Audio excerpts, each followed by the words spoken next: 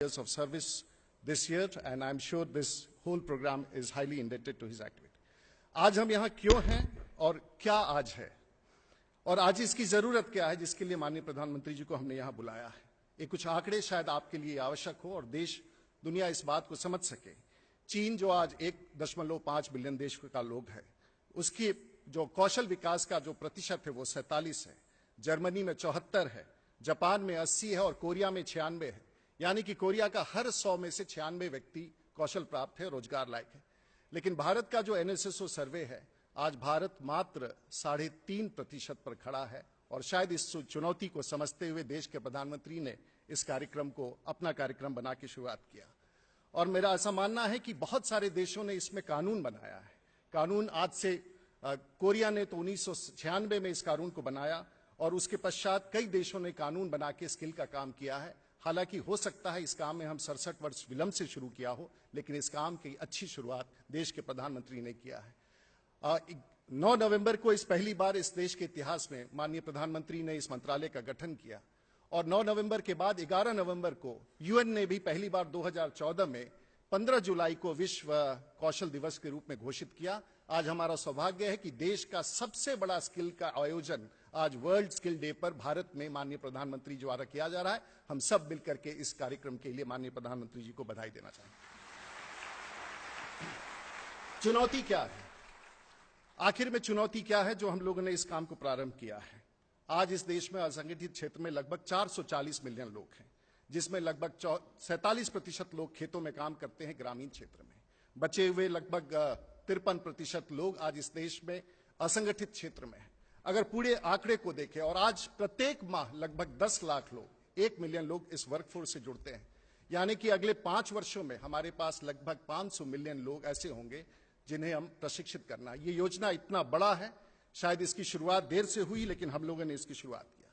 माननीय प्रधानमंत्री जी का ये मानना है शिक्षा बड़ा आवश्यक है। हमने वर्षों से शिक्षा दिया है, लेकिन कई बार शिक्षा इस कामयाबी को नहीं दे पाता है कि हम रोजगार ले पाए।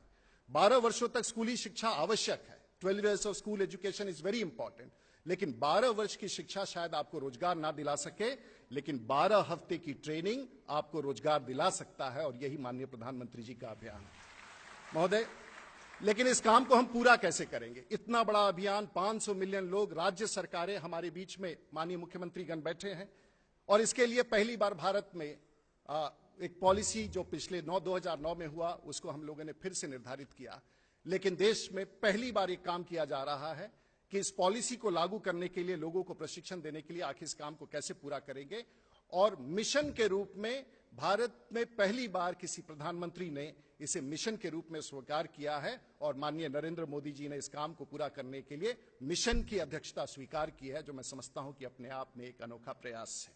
महोदय, आगे इस काम को पूरा करने के लिए कन्वर्जेंस की आवश्यकता है और उसी कन्वर्जन के तहत कैबिनेट ने हाल फिलहाल कॉमन नॉर्म्स पास किए, क्योंकि देश में तरीके से जो लोग प्रशिक्षण दे रहे थे उसका एक मानक का स्थापना हो। कैबिनेट ने उसे अप्रूव किया है, जो राज्य सरकारें भी जिसका लाभ उठा सकती हैं। और एक बड़ा निर्णय कन्वर्जेंस, जो आज भारत सरकार के अनेक मंत्रालय और हमारे अनेक मंत्री यहां बैठे हुए हैं जो इस काम को कर रहे थे, सबने कन्वर्जेंस और एक बड़े निर्णय के तहत देश के तमाम आईटीआईज जो लगभग 12,000 है, जो मूल रूप से प्रशिक्षण देते हैं, उनको वहां से हमारे मंत्रालय में ट्रांसफर किया। मैं समझता हूं कि ये कन्वर्जेंस का बहुत बड़ा केंद्र बिंदु बना है। कई मंत्रालय हैं, हमारे इंडस्ट्री पार्टनर्स जो हमारे बीच में बैठे हैं। उदाहरण देना चाहूंगा कि अकेले सरकार इतना बड़ा काम नहीं कर सकती है और इंडस्ट्री को करना आवश्यक है। और इंडस्ट्री के लिए हमारे साथ तमाम इंडस्ट्री के उस काम को पूरा करने के लिए हमारे सेक्टर स्किल काउंसिल्स जिसका नियोजन किया गया, ताकि उद्योग तय करे कि किस प्रकार का व्यक्ति, इंडस्ट्री तय करे कि कितने प्रशिक्षण के बाद हम उसे अपने काम में ला सकते हैं और इस काम को करने के लिए हम पूरा करें। राज्य के माननीय मुख्यमंत्री बैठे हैं। माननीय प्रधानमंत्री जी का ये निर्देश था कि इस काम को पूरा करने के लिए हमें स्किल विश्वविद्यालय की स्थापना करनी होगी और राज्यों में स्किल विश्वविद्यालयों की स्थापना के लिए हमें काम करना होगा। हमें विश्वास है कि आने वाले दिनों में हम इस पर विधेयक संसद में ला करके देश के प्रत्येक राज्य में एक स्किल विश्वविद्यालय की स्थापना करने का प्रयास करेंगे। महोदय, आखिर में इस काम को पूरा करने का जो हमने रास्ता अपनाया है, स्टेट्स की पार्टनरशिप और उसके बाद हमारे मंच पर बैठे हुए हमारे माननीय मंत्रीगण, इन सभी व्यक्ति जो आज यहां बैठे हैं, ये सभी वो मंत्रालय हैं जिनके साथ हम लोगों ने मिलकर के काम करने का प्रयास किया है। अनंत कुमार जी हमारे बीच में हैं, केमिकल्स एंड फर्टिलाइजर्स में। आज इनके क्षेत्र में लगभग 4.5 मिलियन लोगों की आवश्यकता है, जिसे प्रशिक्षित करके हमें इन्हें देना है। और अकेले फार्मा के क्षेत्र में 3.5 मिलियन लोगों की आवश्यकता है, जो हमें यहां देना है। स्टील एंड माइन मिनिस्टर हमारे साथ बैठे हैं, नरेंद्र सिंह तोमर साहब। इनके क्षेत्र में अकेले 2.8 मिलियन लोगों को प्रशिक्षित देना है, और माइनिंग के क्षेत्र में 4.5 मिलियन लोगों को हमें प्रशिक्षण देना है, जिसका काम है। पीयूष गोयल साहब, जिनके पास 3 मंत्रालय हैं, कोल, पावर और रिन्यूएबल एनर्जी।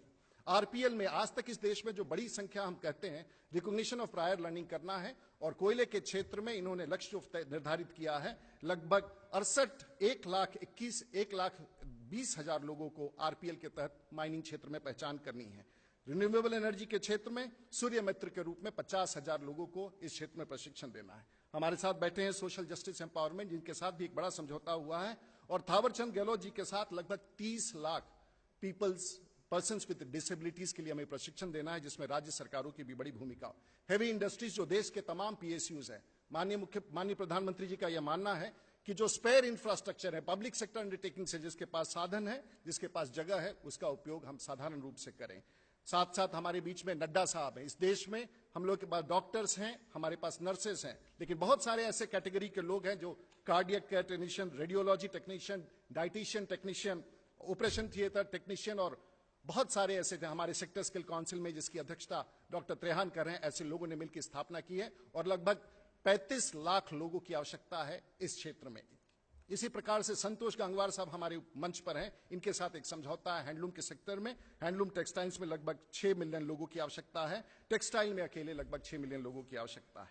और इन सब काम को हम पूरा कैसे करेंगे, इसलिए 2 महत्वपूर्ण विभाग, एक के बारे में प्रधानमंत्री जी बार बार चर्चा करते हैं।